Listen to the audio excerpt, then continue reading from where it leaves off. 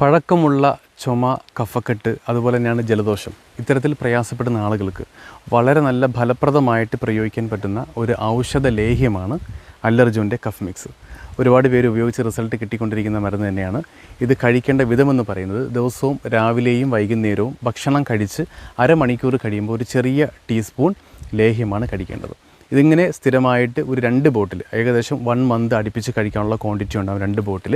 അങ്ങനെയാണെന്നുണ്ടെങ്കിൽ നമുക്ക് ഈ പറഞ്ഞ പോലെ തന്നെ കടുപ്പമുള്ള പഴക്കമേറിയ ചുമയും അതുപോലെ കഫക്കെട്ട്, ജലദോഷം, മൂക്കൊലിപ്പ്, അതേപോലെ തന്നെ തൊണ്ടയിലുണ്ടാകുന്ന ഇച്ചിങ് പോലുള്ള ബുദ്ധിമുട്ട്, ഇതൊക്കെ മാറാൻ വളരെയധികം സഹായിക്കുന്നുണ്ട്. അപ്പോൾ എന്തായാലും ഇത്തരത്തിൽ പ്രയാസപ്പെടുന്ന ആളുകളെ ഈ വീഡിയോ ഒന്ന് പരിചയപ്പെടുത്തി കൊടുക്കുക. അല്ലർജുൻ്റെ കഫ് മിക്സ് ട്രൈ ചെയ്തിട്ട് റിസൾട്ട് അറിയിക്കുക. ഓക്കെ.